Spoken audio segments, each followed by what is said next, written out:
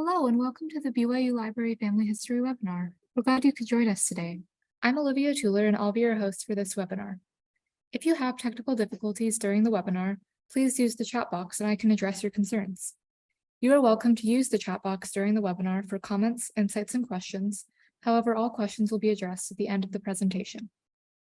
Our next webinar is on June 15th with Maureen Brady. She will be giving a presentation entitled Optimizing Your Searches on the Internet. It's more than ancestry and family search. If you would like to access a previous webinar, please visit our webinar index on our website or search in our YouTube channel. All of our webinars are recorded and uploaded by the following Monday for your convenience. We also post links to recordings and other updates on our Facebook and Twitter accounts. For today's webinar, we are pleased to hear from Byron Holdiman, who will be giving a presentation on the Library of Congress, a treasure for genealogy. Before we begin, here's a little bit about Byron.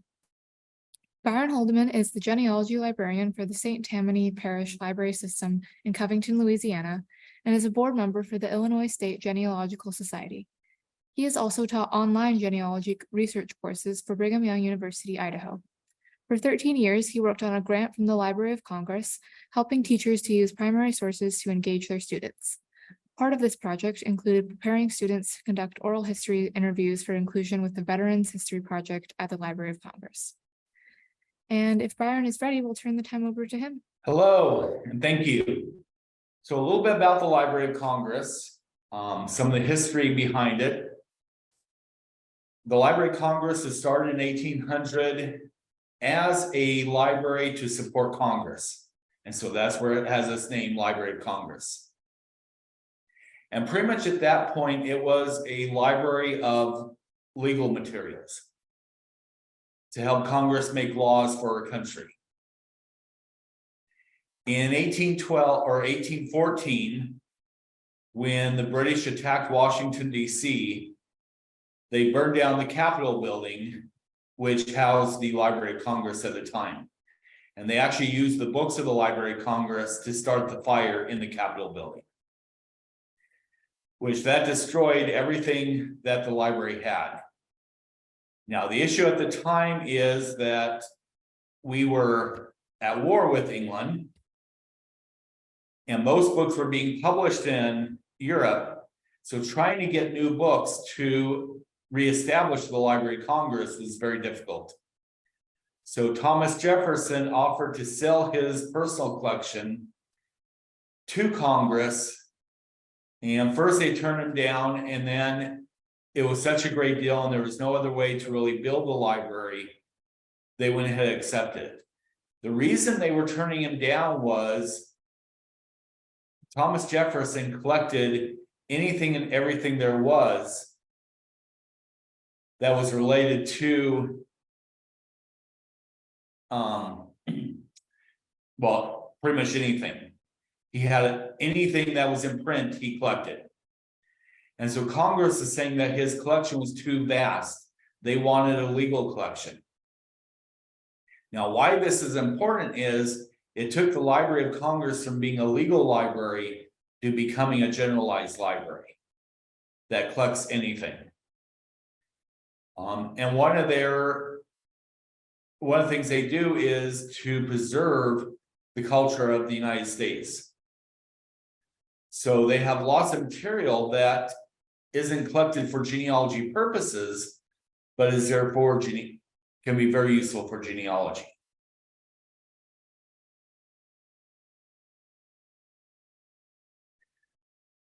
Now, the other thing is, by the time we got into the mid-1800s, a lot more printing was going on in the United States itself. And so there were issues with people printing something, writing something, and then somebody else printing that someplace else and selling on there for themselves. So Congress has centralized the U.S. Copyright Office at the Library of Congress in 1870. So what that meant is if you wanted copyright at that time, until pretty recent, you had to send copies of your material to the Library of Congress. So it's a great resource of what has been printed in the United States. And a lot of books that are no longer in print are housed in the library at the Library of Congress. All right, so I'm going to take you to the website.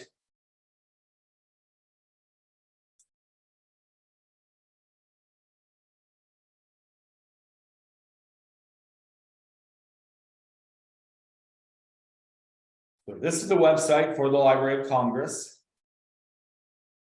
And if you go to researchers,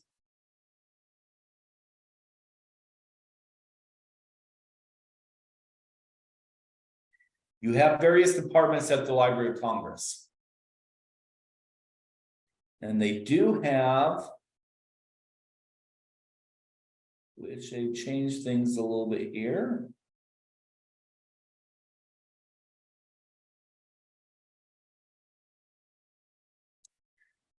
In the main reading room is the genealogy department. And there was a selection for genealogy here.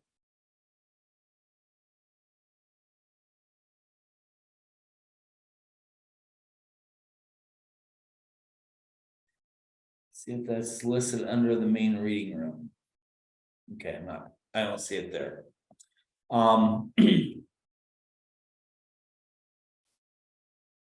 But if you go to the Library of Congress and you want to actually look at some of the books they have, you need to make an appointment to go use the main reading room. You can't just go in and use it. So make sure that you go in and make an appointment. But the thing I'm going to be pointing out today is they've digitized a lot of their resources and have made them available online. Now, if a cousin has written a book recently about your family and they've sent a copy of it to the Library of Congress, the Library of Congress is not going to copy that book and put it online because of copyright reasons. But if something is no longer in copyright, they may have copied it and made it available. I'll be showing some of that in a little bit. Let me go back to my presentation here.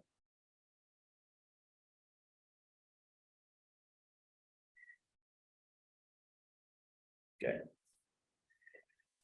This picture here is actually what got me into looking at the Library of Congress website for genealogy.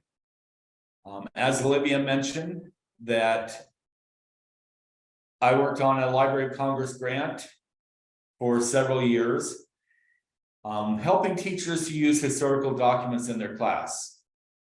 And we had one set of teachers, fifth grade teacher and special education teacher, who put together a program using Patricia McLaughlin's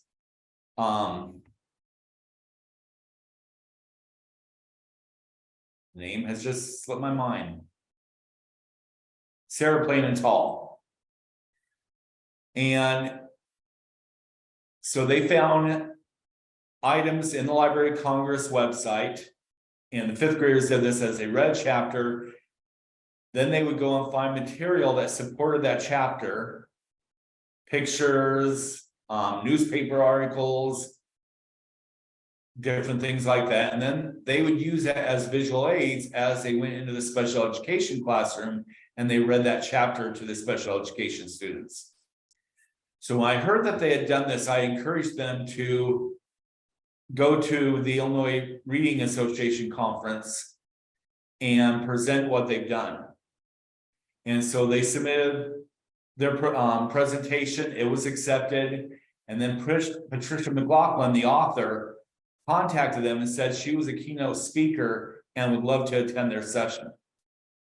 So they asked me to come to their school and help them find resources that would go along with their lesson. So one of the things they were looking for was a picture of a dad during pioneer times with their children. And so we came across this picture. Now, as we were looking at the bibliographic data of the picture, I noticed that it mentions here that it was George Barnes from Custer County, Nebraska. And I thought, okay, that's interesting. My great-great-grandfather is George Barnes of Custer County, Nebraska. I wonder if this is him or some relative of his. So as I started looking at the research, we have George Barnes. And he has 2 older sons and a daughter. So there's George Barnes, that's Gerald, Frank, and my great-grandmother, Lula Alberta Barnes. So as I went home that night and realized, yes, this is my family, and we did not have a picture of George Barnes before this, I started wondering what else was in there. And so I'm going to go ahead and go back to the Library of Congress here. And I'm going to do a search. If you have a unique surname, then you could just type in that surname.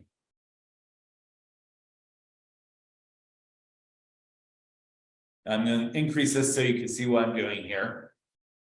Since Barnes is not just a common name, but actually a common word, then it may also come up, bring up barns and buildings and barns that are not related to me. So I'm going to add the location, Custer, Nebraska, in there to try to narrow it down a little bit.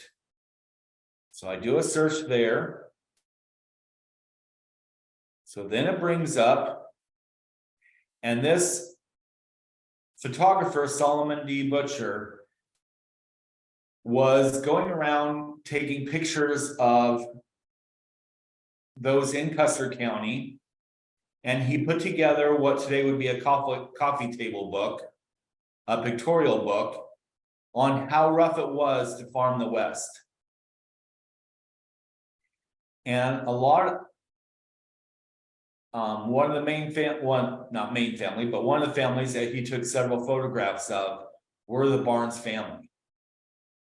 So here I've been able to go through and find all the siblings of my great-great-grandfather, as well as his parents. And so this one here,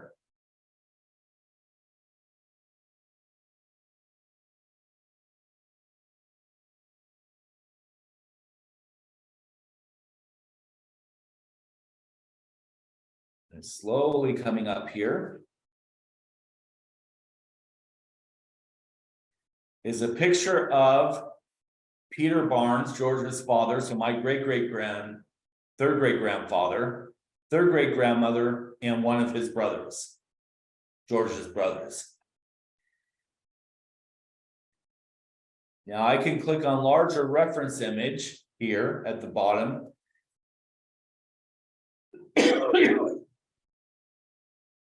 And this will bring up, I'm going to go ahead and stop it because it is running kind of slow here. And go back into presentation here.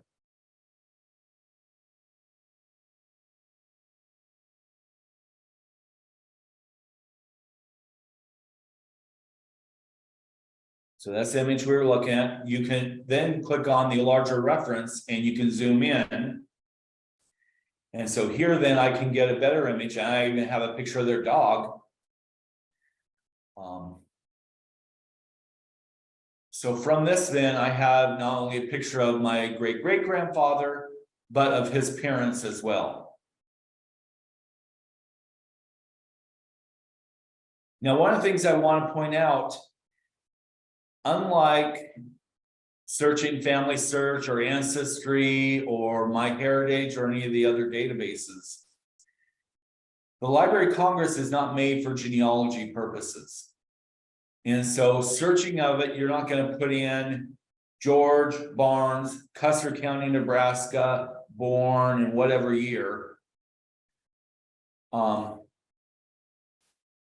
You're going to be searching what the collections they have and see if there's anything actually about your family. Now, those are the pictures. Now, you see Butcher here has put a Pioneer Heritage History of Custer County. So I can look at that and see if there's anything in there. But what I want to do here is the history of Custer County, Nebraska, a narrative of the past with special emphasis upon pioneer period of county's history. I click on it, that opens up here, and then I can click here. And that opens up 1,176 images of every page within the book. Now, if I click on PDF, this is a change from the past. They had a different image viewer before for looking at the pages, and it would allow you to flip through the pages. Now they do it through PDF. So I'm going to click on PDF. Since I'm having a hard time loading things here, I've loaded that one earlier. And so click on PDF, and then it'll open up with the book. Then if you want to search within the book, you click on the magnifying glass. And then you could type in your word to see if it's in there at all. And so here, there's something about Dr. Barnes was sent to attend to Ketchum's broken arm. Now, I'll have to look and see if that is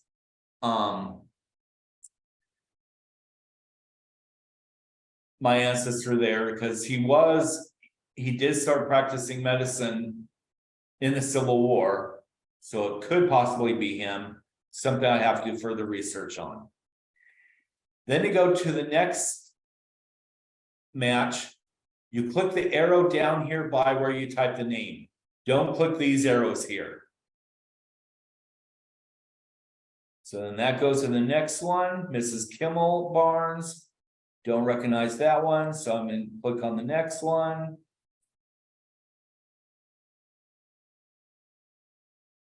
And leads you to W.W. Barnes, William W. Barnes.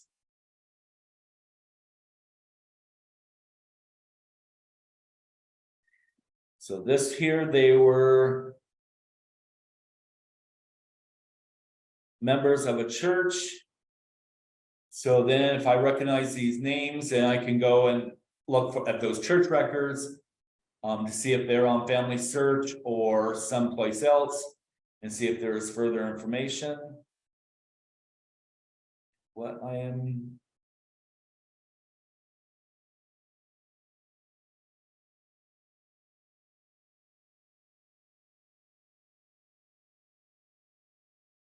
Okay, well, what I want to point out here is a lot of these county histories have biographies in them. So here's a biography of Andrew Peterson.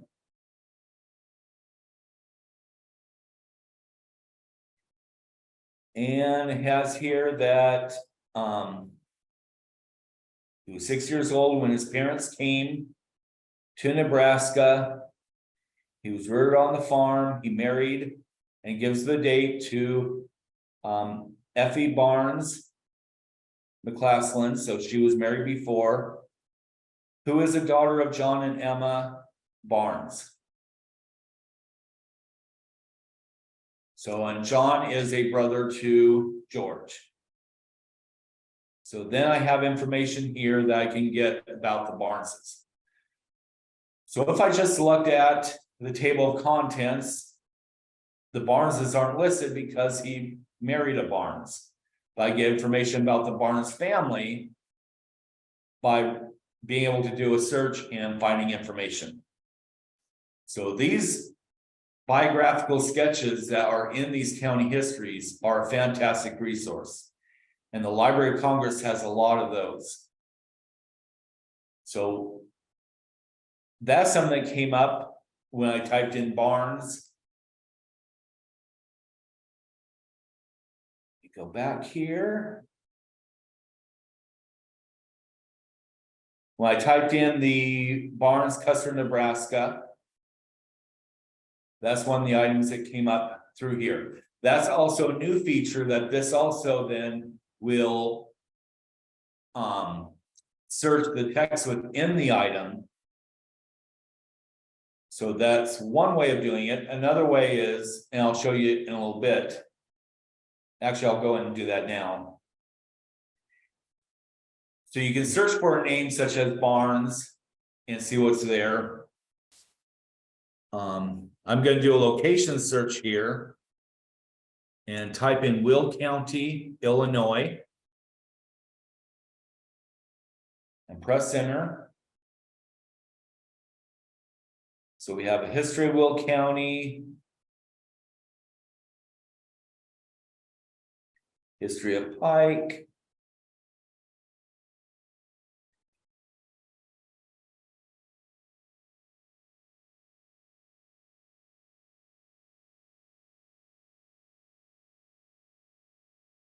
oops, I know what happened here.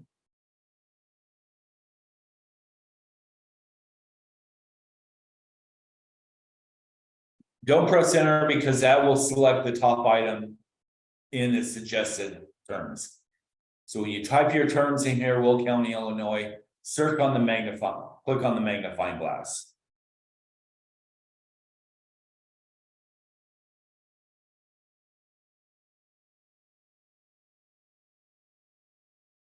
I did this earlier. There was a map that came right at the top. The map isn't there, so I'm going to add the term map in there as well.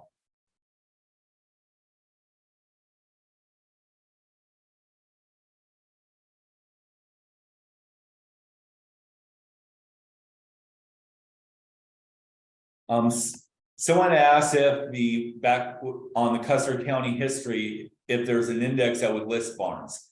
Some of these books had indexes, some did not. And some didn't do it every person index. A lot of times they just index the main person that the biography was about. So that's where the full text really helps out a lot. Okay.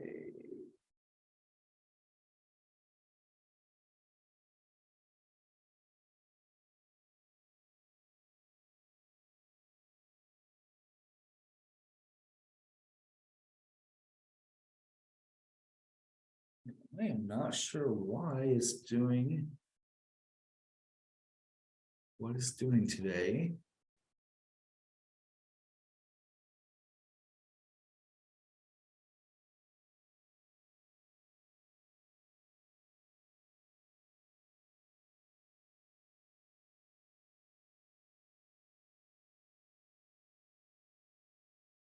Here we go. Map of Will County, Illinois. And I will have to investigate why it's bringing all these other items that are not Will County, Illinois up first. So I've done this previously, even a couple of days ago. The first item that came up was this map of Will County, Illinois. Now, if I click on that, these are called plat maps. And so I want to view an enlarged image of it. So I'm going to click view enlarged image.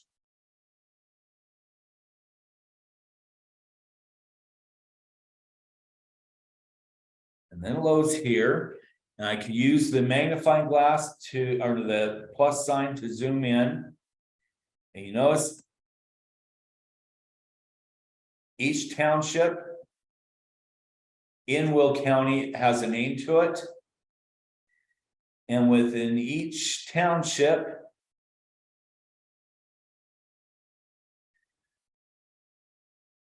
in each township, then you can zoom in and see who owned what property in there.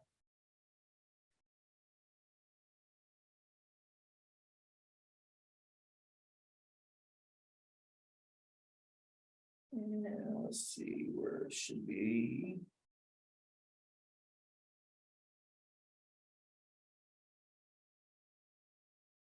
There we go.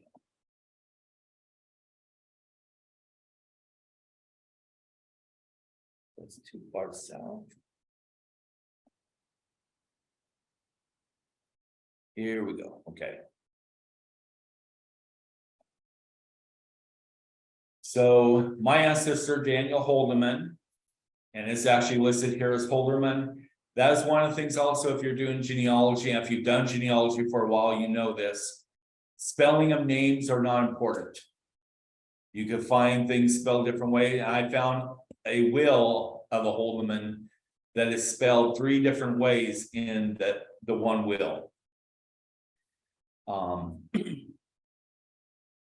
So here's his property here. He had a daughter that married Daniel Lance, a daughter that married Amos Wolfe, another daughter that married John Book, another one that married John Bache. So surrounding him are several of his daughters, and then he has a couple of sons here, Joseph Holdiman, my ancestor, and another brother, John Holdiman here. And it shows you exactly where their property was.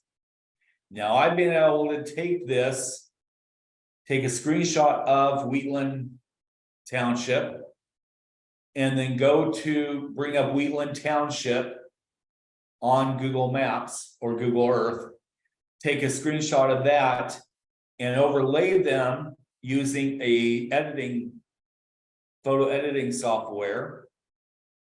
And let me show you what I was able to do.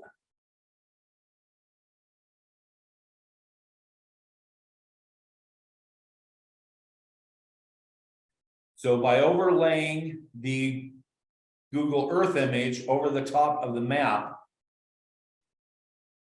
I have the current streets, and I can tell exactly where that property is. Oops, let me go back one here. And so here you have the property of Daniel Holdiman, and part of it now is a park. So Amos Wolfe's property and Daniel Holdiman's property makes up a park just south of Naperville, Illinois. Now, one thing that's very interesting is when I went out there and drove around, is be able to locate Joseph Holdiman's property. They are still farming that piece of property. So a lot of this has become housing division, but this piece of property is still being farmed today. And so then I was able to put this on, and when I was in the Naperville area, I was able to drive around and see what the property looked like today.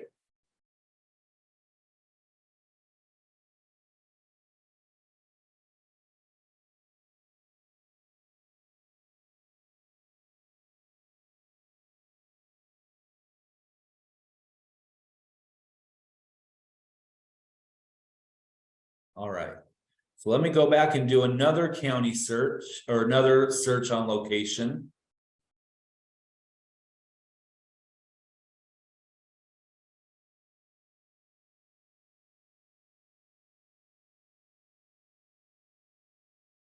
This time I'm going to do a city search, California.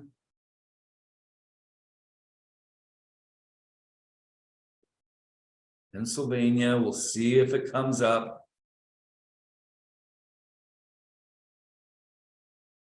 And it looks like they changed part of their search.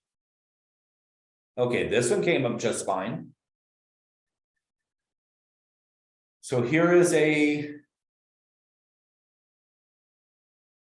panorama photograph of California, Pennsylvania. But then you'll also have a lot of these panorama maps.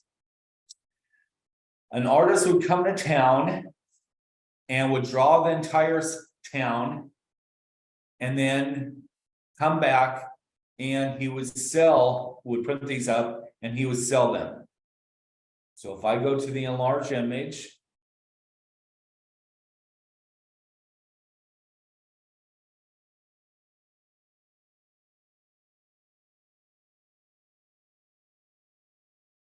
then I can zoom in, and the artist drew every house in the community. Now you also see some of them did not draw the outhouses, but others did draw the outhouses. So it looks like this one here did draw outhouses as well. So then you could take a look at what the community looked at like during that time period. And if your ancestors lived there at the time, you could see what their community was like.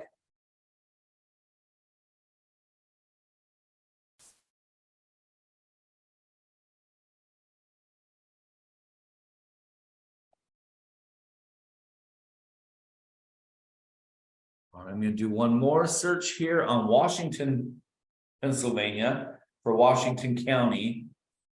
Let me actually type Washington County, Pennsylvania. And do a search. Okay, and that brought that map as well, and you can see there are other maps.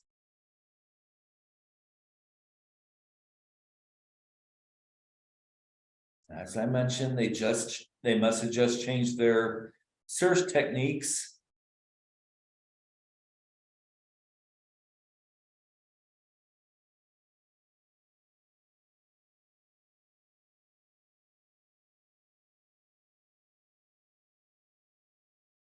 So I'm going to add the word Lincoln for this one. Let's see if that brings up what I'm looking for. Yeah, okay. So this here brings up from the Abraham Lincoln Papers, Washington County, Pennsylvania citizens to Abraham Lincoln, dated Thursday, August 28th, 1862. And it's a petition recommending that he pass the Emancipation Proclamation. So when I bring this up here, there are 22 pages.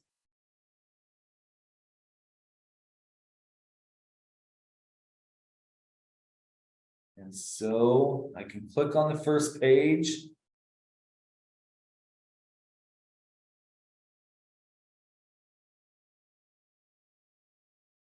Zoom in on it. And especially for this is 1862. And you have the citizens sign it, both men and women. And especially this time period, finding a woman's signature can be very difficult. So this is a great resource if you have family in Washington, Pennsylvania. There are 22 pages of signatures of citizens from that county writing to Abraham Lincoln. So that would be, again, just you type in your county that your family's from, see what's available in there, and there may be a hidden treasure like this that has one of your family member signatures that you wouldn't have had before. All right, so that's by doing a search. Now I'm going to take us into the Library of Congress page again.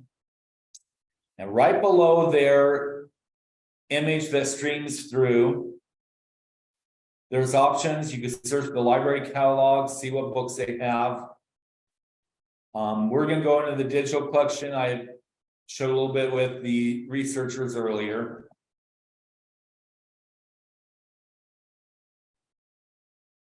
And some of the items here, one is a Historic American Buildings Survey. So during the Depression, the government sent out photographers and engineers to take pictures of historic buildings. And some of them have a written description of the historic building. And so this is something you can look and see if by any chance a building your family had or a house that your family had may have had pictures taken. Now, the Historic American Building Survey have sent out periodically people doing the same thing since then. So like I was at, before I came down here to Louisiana, I was in Quincy, Illinois at Quincy University. And in, I think it was the late 80s, someone came through and took pictures of the historic buildings on campus at that time period. So this is something then you can go in and do a search and see what is available. When I was in Pennsylvania, I had someone that I was working with. Her dad built a lot of different buildings or her grandfather, I think it was, built several buildings in Washington County, Pennsylvania. And some of those buildings do not exist anymore, but she found them looking in the Historic American Buildings Survey Project. In a moment, I'm going to take you into the Chronicling America. That is the newspaper collection. So the Library of Congress has digitized several newspapers and made them available, especially a lot of smaller town papers, and so I'll show you that in a moment. The Farm Security Administration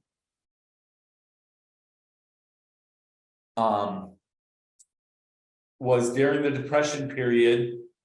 Photographers were hired by the government to go around and take pictures, and then those pictures were used to bring WPA projects that put people to work in the area, government funded work projects. And so your ancestor may have been picked up in one of these photographs. So I'm going to go ahead and take us in there.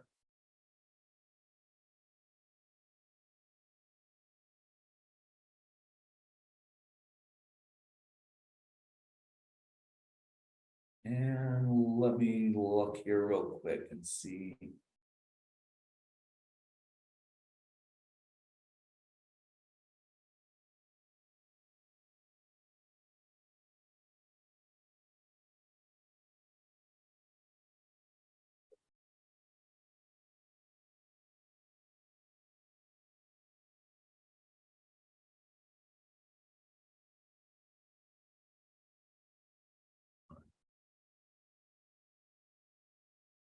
So I'm going to do a search for Earl Polly in Iowa.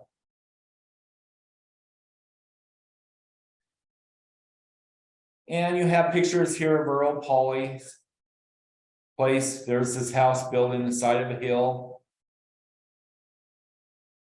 The baby crib with a baby in it. 2 children standing at the doorway. You see the wood slats on the house.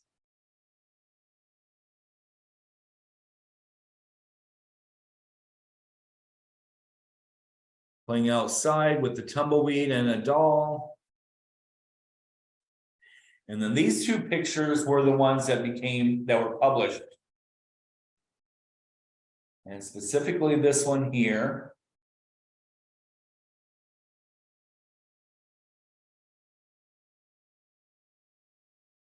Is Earl Polly having Christmas dinner of potatoes, cabbage, and pie with his family. When Russell Lee, the photographer of this, was asked about this photograph,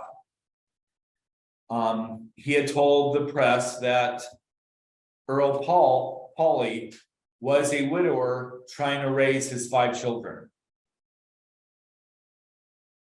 So there you have 5 children. This one's pretty much hidden behind there. And there's Earl Polly. Now, if I go back to the photographs,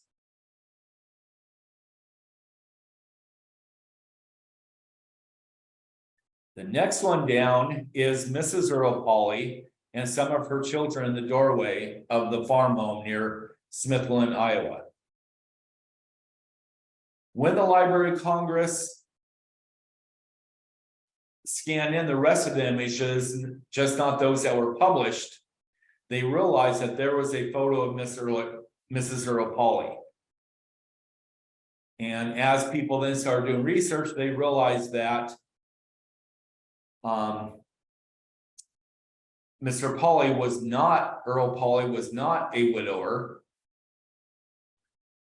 that his wife was still alive. So one thing to be careful when you're finding stuff is compare it to other information that you find. Because sometimes these photographers are using these pictures to tell a story. And maybe that story doesn't actually go along with facts. It made a better story that Earl Polly was a widower trying to raise his 5 kids on his own to get a WPA project brought to the area. Earlier, we were looking at the photograph of my ancestor, George Barnes. And Mr. Butcher the photographer for that, had titled it Motherless Children. The mother was still alive, and she actually outlived George Barnes and remarried somebody else in the community. But again, it told his purpose of this was to put together a pictorial book that told the story of how rough it was to farm the West. And here again, you have a widower trying to raise his kids, makes a better story. So as with any items we find out there, it is important to compare what we find to find the full story and weed out those things that may not be true.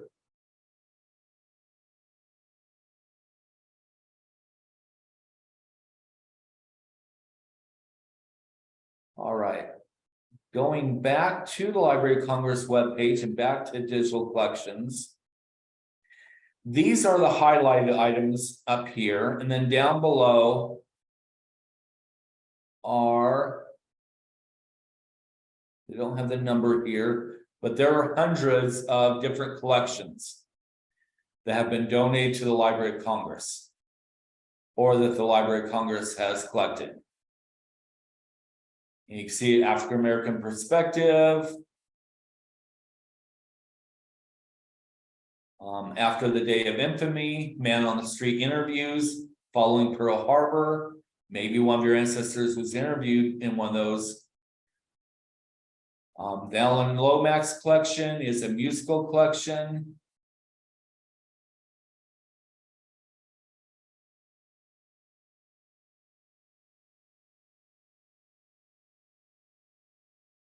And the one I'm going to here, just point out real quick.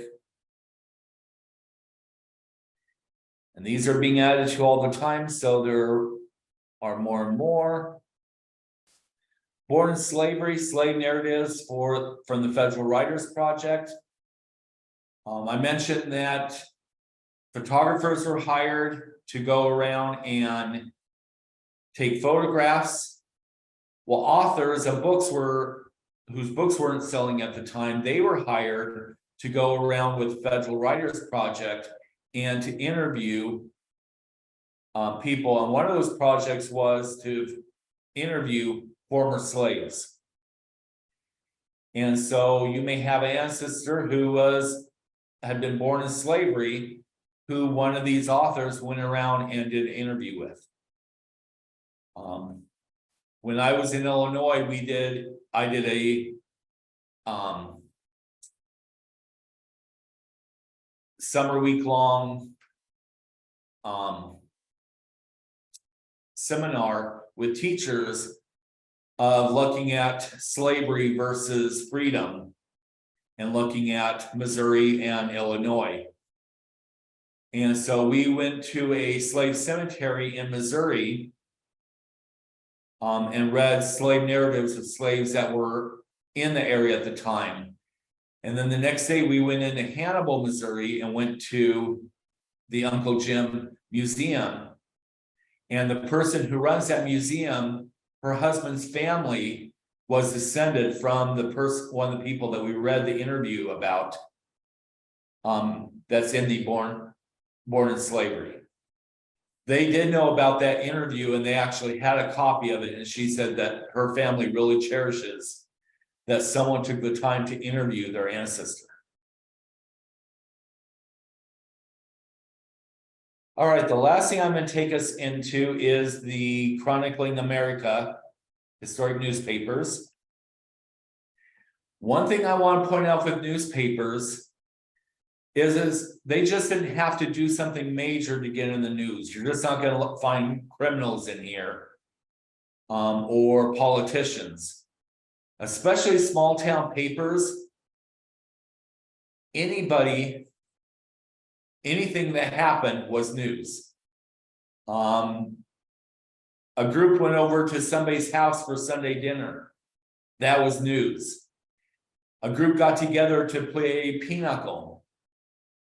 That was considered news. Aunt Myrtle has come to town to visit. That's news. And so you can find a lot about your ancestors' daily lives in here. Now, if I go to the advanced search, there's a list of every newspaper that is available in here.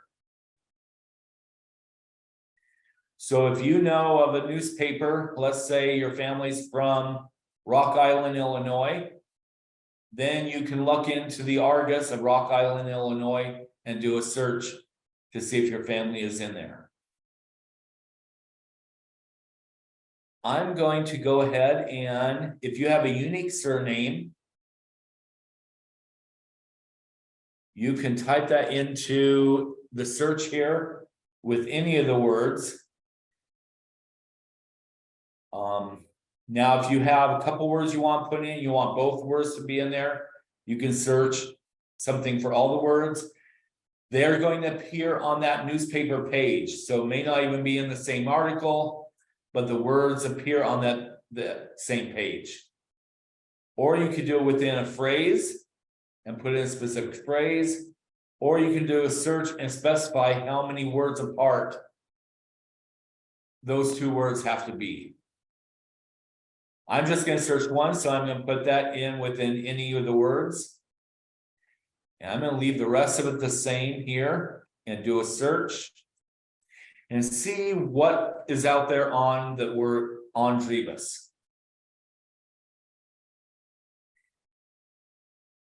And my ancestor, Fred Drebus lived in the Wenatchee and Leavenworth area of Washington State. And so here we have several articles. So I can bring one up here to see what it talks about.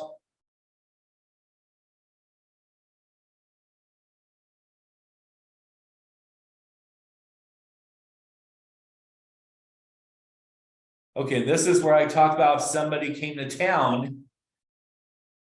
So we have Mrs. F.A. Drebus and Mrs.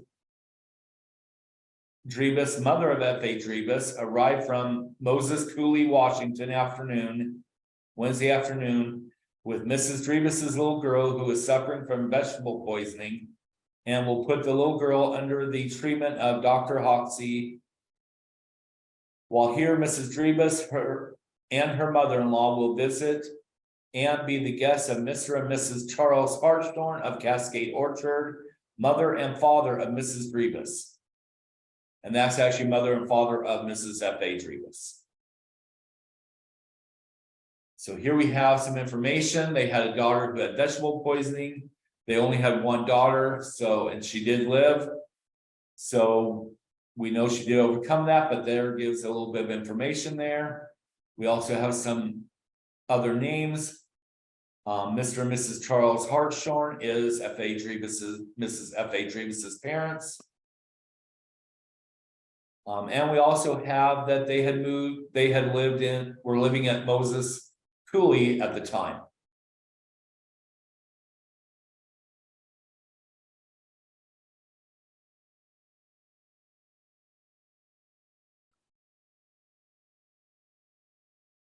Let me go back to the images here and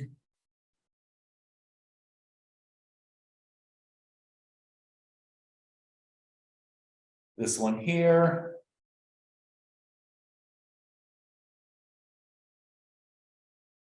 Now this is Frederick Augustus Drebus. He is my second great grandfather. Him and my second great grandmother got a divorce when my grandmother was 6 years old. He moved to Leavenworth from Wenatchee. She moved to Coeur d'Alene, Idaho. And so my grandmother only got to meet her grandfather, this person, once in her life. So we really didn't have a lot of information on the Dribus family. So at this time, he is running for commissioner. And so he posted a picture of himself in the newspaper. So from this now, I have a picture of a second great grandfather, Fred Augustus Dribus, that I didn't have before. Now, he was also a famous horticulturalist at the time, invented lots of different types of apples, and the newspapers through Washington State were reporting about his apples all the time. As I mentioned, my grandmother really didn't know her grandfather, and so I was able to give her these newspaper items, and she told me she was able to get to know her grandfather from this that she didn't get to know during life.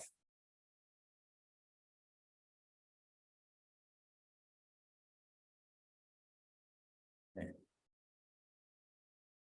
Rhonda says she's actually in Coeur d'Alene right now at the Family History Center there. A lot of great things can be found in these newspapers. I have found small town papers to be more useful than a major city paper. Also, one thing being here in Louisiana, we have the Times-Picayune. They used to be the Times and the Picayune. They tend to have reported on the bigger news items. There was another paper in New Orleans called the New Orleans Item. That one I have found a lot of smaller detail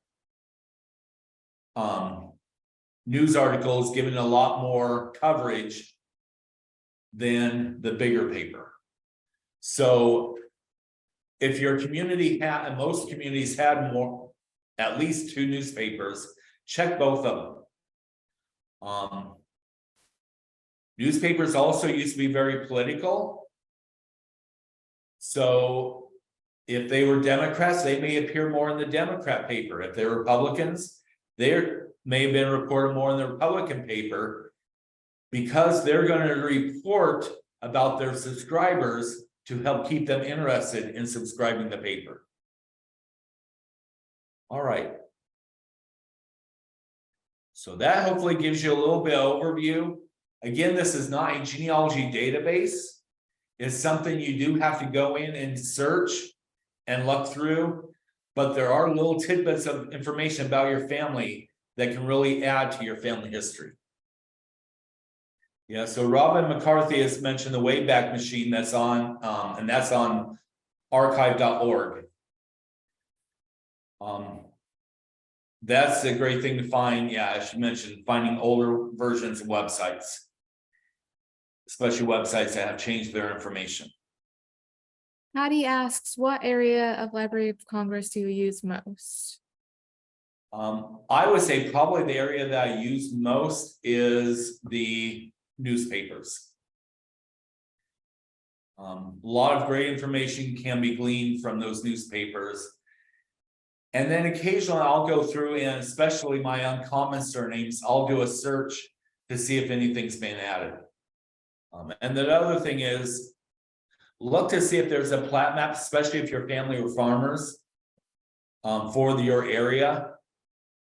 That can be very helpful, especially when I go back. I love to drive around and find where that property was. So I also use the maps quite a bit. Yeah, so a lot of things that Florida brought can be downloaded as PDFs.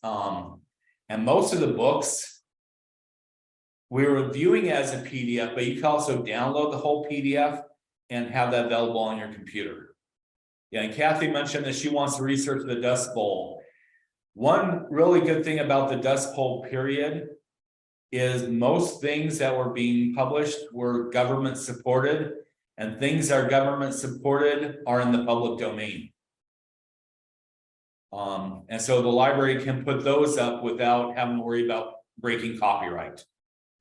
Which of course, since they are the copyright office, they are not going to break copyright. So the Dust Bowl period is a fantastic place that a lot of information is on the website from that period. I'm gonna put up real quick, share the screen again. And go back to the slideshow.